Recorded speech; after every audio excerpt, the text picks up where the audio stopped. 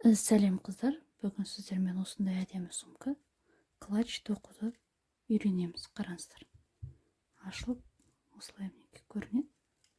Телефон сыяды, кілт сыяды, көп нәрсе сыятын әдемі сумке тоқуды үйренеміз. Іске сәт.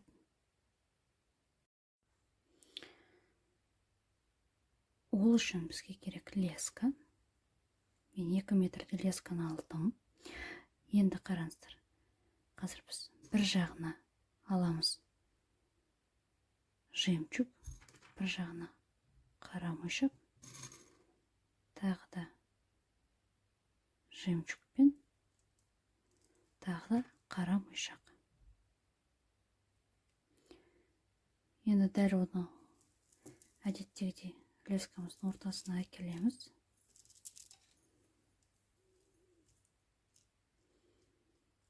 Содан кейін лескамыздың бір жақ шетін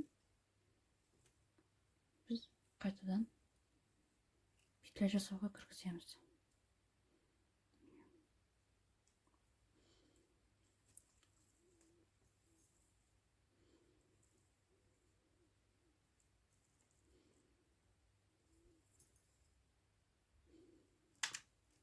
Петля жасадым. Ол петляға біз бұдан лесканы өткіземіз. Тартамыз.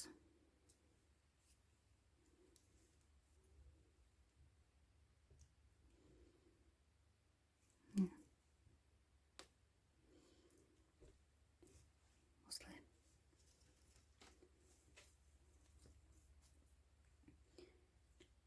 Енді қазір біз лескамыздың оң жағына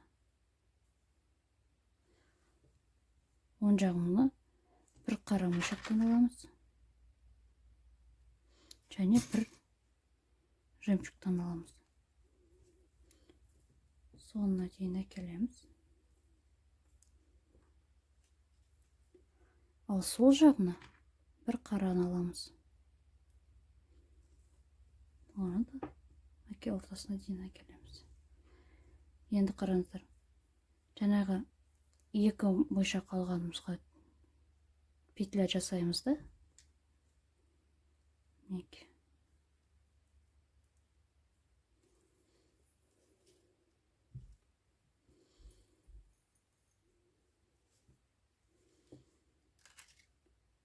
Түйінге кіргіземіз.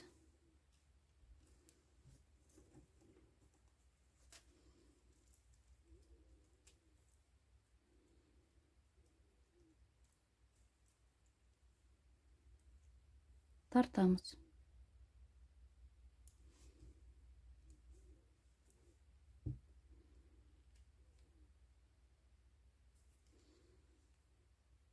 Міне. Көрдіңіздер ме? Дәл солай тағы да қазір бір көрсетіп жүрейін. Оң жағымызға біз бір қара, бір сұр.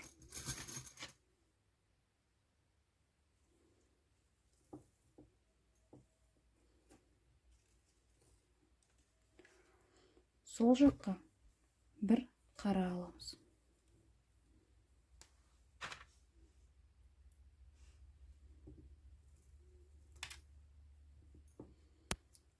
Оң жақтағы лескадан сұр мойшағымызға лесканы кері кіргізіп, петля жасаймыз да. Сол жақтағы лесканы кіргіземіз.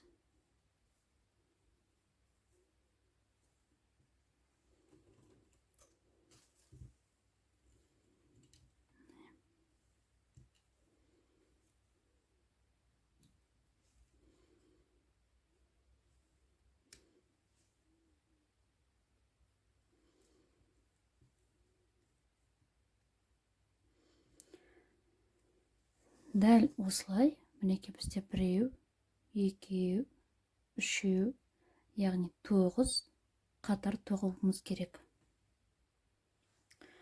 Міне қыздар, мен 8 қатар істедім, ал енді 9-шы қатарда біз бұрыламыз.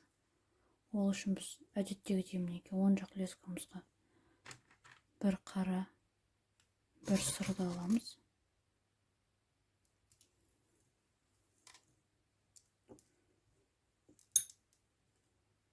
Ал сол жақтағы бір қараны алып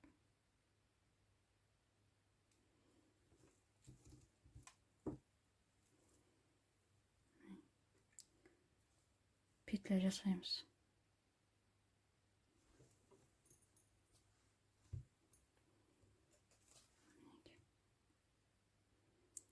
Содан кейін сол петляға мына түйінімізді кіргіземіз.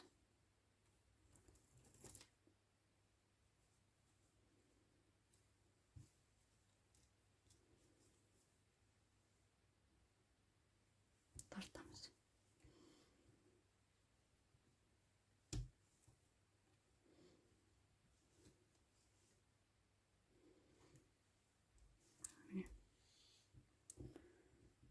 Біздің лескаларымыз жоғарғы жаққа қарады.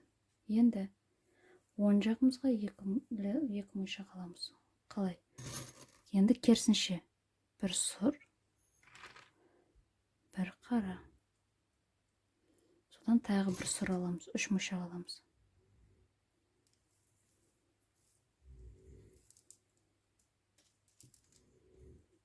Петля жасаймыз.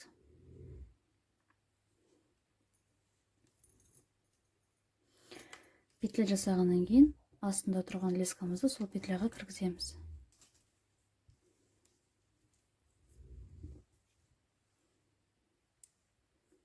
Тартамыз.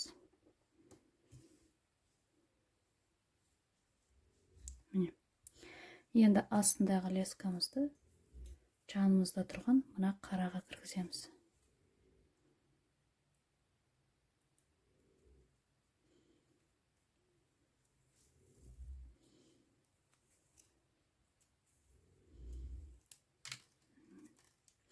Енді жоғарыда тұрған лескаға біз бір қара, бір сұр түстіден аламыз.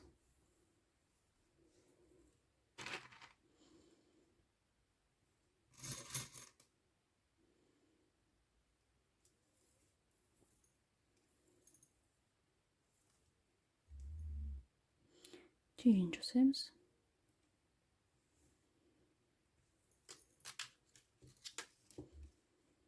Және сол түйінге мына астында тұрған лескамызды кіргіземіз.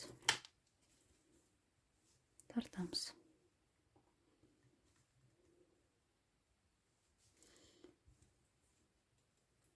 Енді осыған жанында тұрған моншағымызға біз лескамызды кіргіземіз.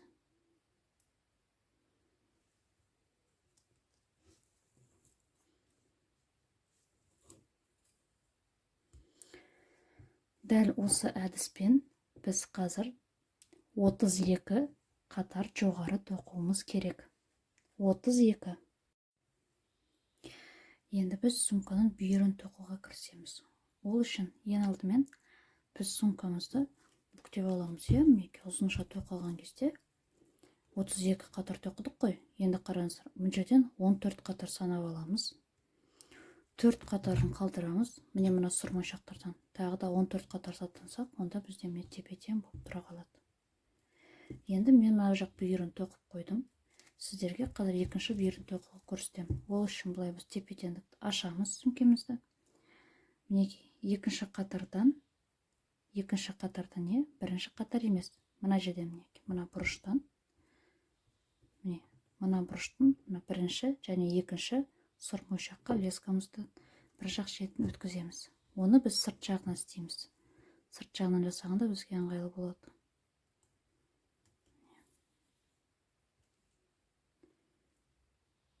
Сыртынан былай өткізіп аламыз. Оны өткізгеннен кейін мына лесканың шетін біз ішіне кіргізіп жібереміз.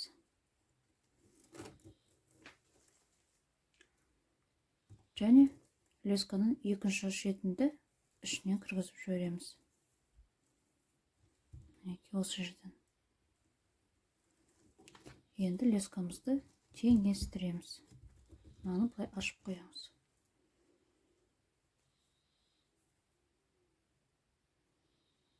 Лескамызды теңестіреміз. Мінекей. Енді лескамыздың оң жағына, оң жақ лескаға бір қара моншақ, бір сұрмышақтан кіргіземіз. Өткізіп аламыз да.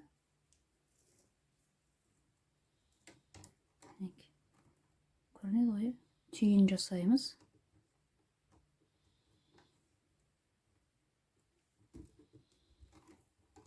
Тартамыз.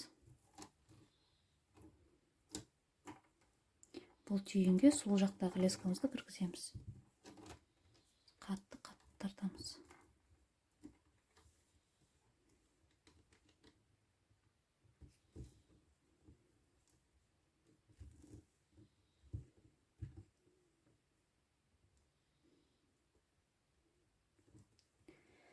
Енді сол жақтағы лескамызды міне жанында тұрған сұрмышаққа кіргіземіз.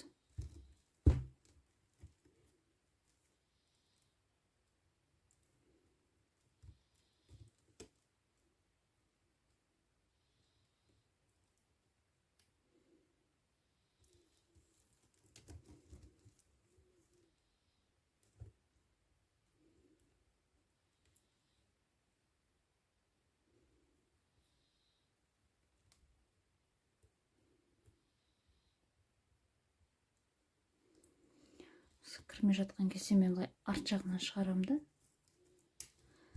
артынан кіргізген ыңғайлы болады. Аншада көрінбейді, көзім өтпей жатыр.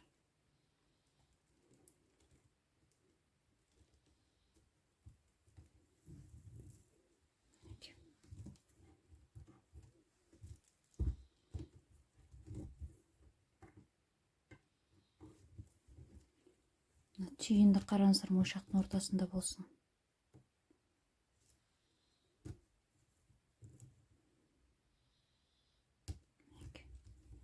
Қатты тартамыз.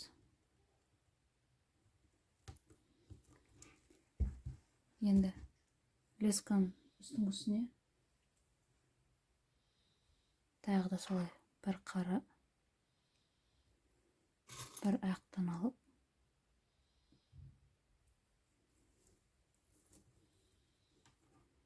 тағы солай қайталаймыз.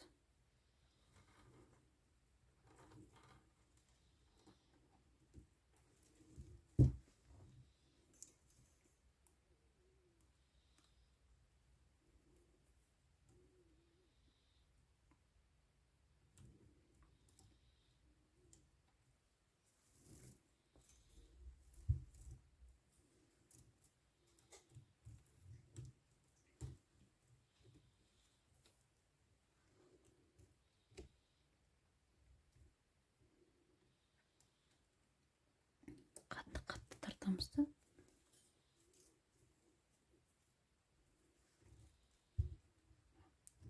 Жанында тұрған сұрмышаққа өткіземіз.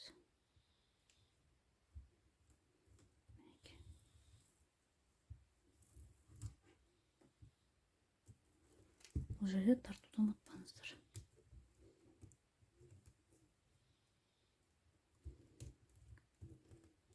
Осылай міне түйіні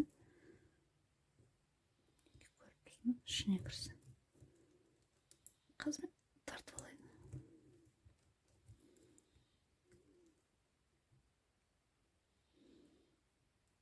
Мінекей.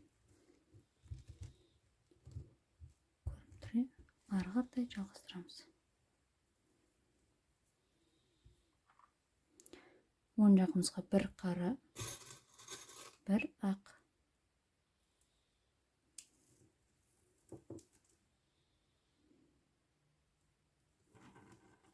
Қайтадан дәл солай жалғастырамыз. Сонымен біз 4 рет сөйтіп тоқып шығамыз, иә?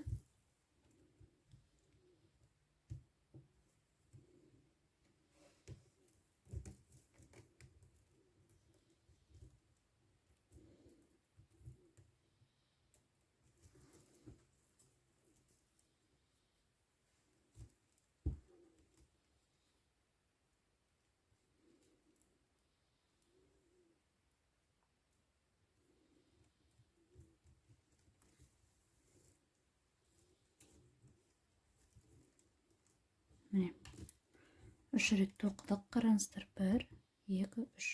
Ал 4-ші қатар тоқыған кезде біз жаңағы жанында өткіздік қой. Енді одан кейін міне оның қасында тұрғанға сол жақ лескамызды 2 рет өткіземіз.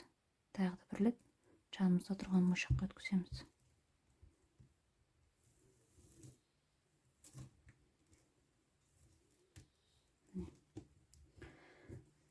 Енді сол жанымызда өткізген мойшаққа, сол жақтағы мойшаққа, лескаға қара мойшақтан алып, бірден түйін жасап кетеміз.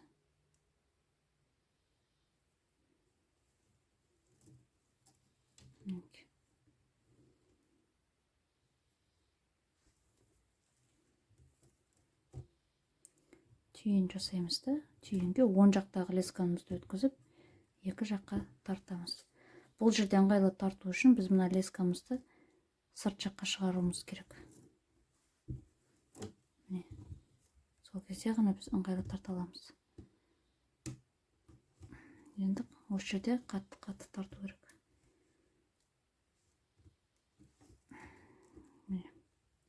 Көрдіңіздер ме? Енді жаңағы сол жақтағы лескамызды сырт жағынан жанында тұрған мына сұр мойшаққа кіргіземіз.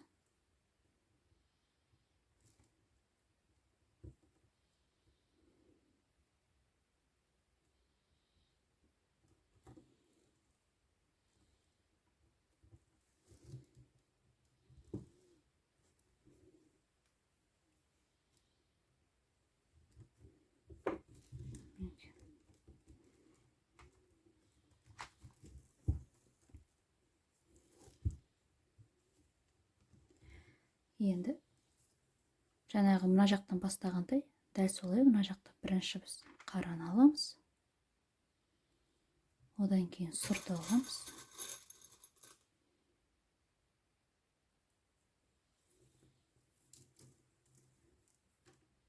Түйін жасаймыз.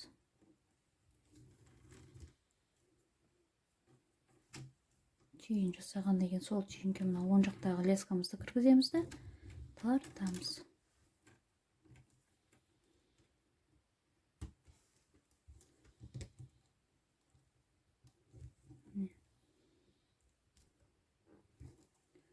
Тартқаннан кейін астындағы лескамызды біз міне енді осы қара мойшаққа өткіземіз мынаған.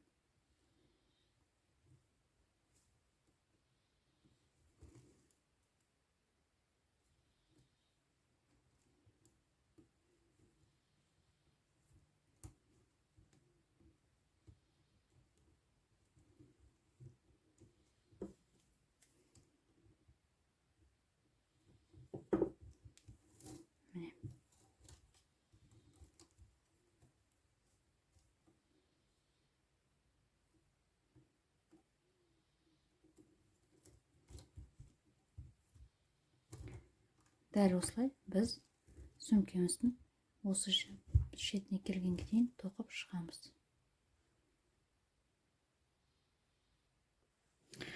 Қараңыздар, мінекей шетін аяқтадым, екі жақ шетіне. Енді біз қазір осының сөмкеміздің қақпағын тоқимыз. Ол үшін біз мінекей жерден көрінетін шығар, осы мойшақтан бастап лескамызды өткіземіз.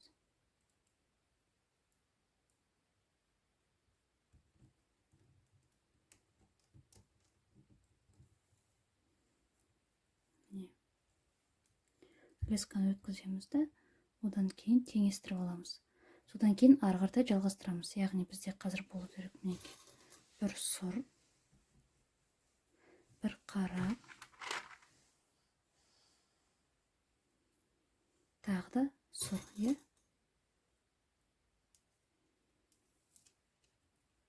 Мына сұрдан біз қазір петля жасаймыз.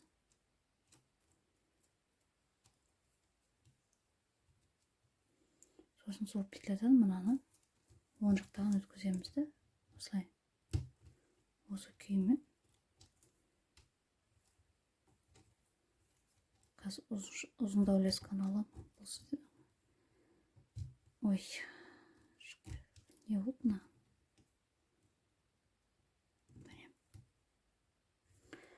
Дәл осылай етіп, біз қазір сіздермен 7 қатар осыға дейін осы жерге дейін тоқып шығамыз да 9 қатар тоқып шығуымыз керек. Қараңыздар, міне қақпақты аяқтадым. Былай жабылады. Енді біз қақпақ жабылғаннан кейін мына жерде біз тұтқа жасауымыз керек, ручка. Ол үшін біз қазір мен жақындатып көрсетемін. Қараңыздар, жоғары жақтан санағанда 1, 2, 3, 4, 5, 5 сұрмойшақ.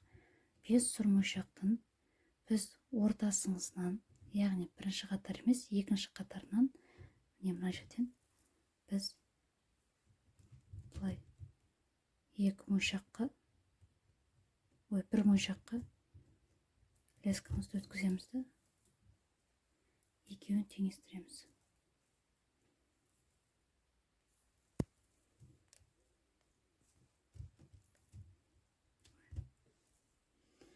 Қазір штативті көтерсем көрінеді екен. Тым жақын болып тұрады бізде.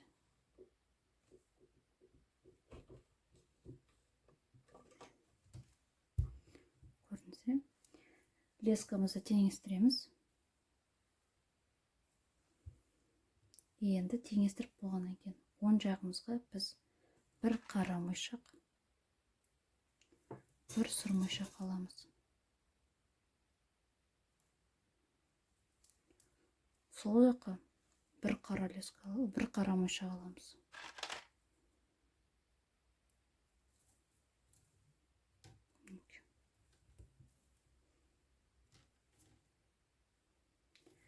Енді екеуін жақындатамыз. Осы сұрға біз қазір петля жасаймыз.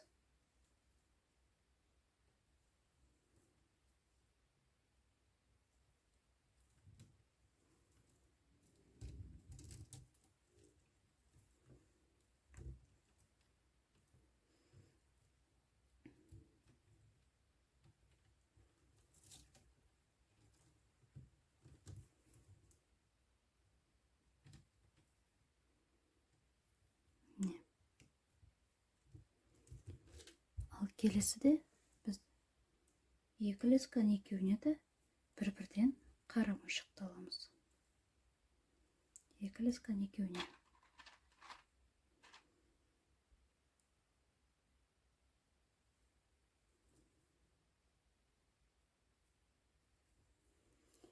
Кез келген леска жақпен біз петля жасаймыз да, петлямызға мына жаққа бір мойшақ аламыз.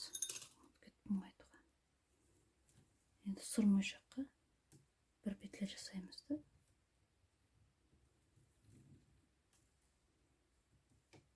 сол жақ лескамызды өткізіп тартамыз.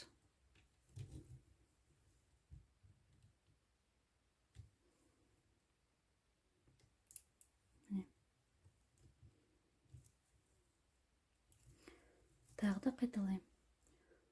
Оң жағыма мен қара мойшақ алып, сұр мойшақты өткізем. Қара мойшақ пен сұр мойшақты. Сол жағымызға бір қара мойшақ.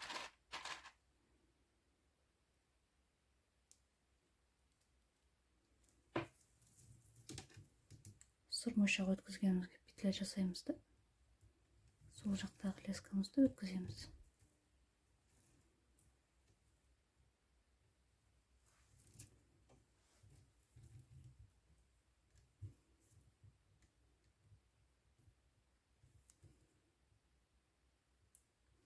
Дәл осылай өздеріңіздің қалауыңыз бойынша осы жерге дейін әкеп, мінекей осы міне сұр мойшаққа дейін әкеп тоқисыз да, яғни мен қатты ұзын жасамаймын, мен кішірек жасаймын. Тағы да бір 10 шақты қазір осындай 4 жасаймын, сонымен менің тұтқам дайын болады. Міне қыздар,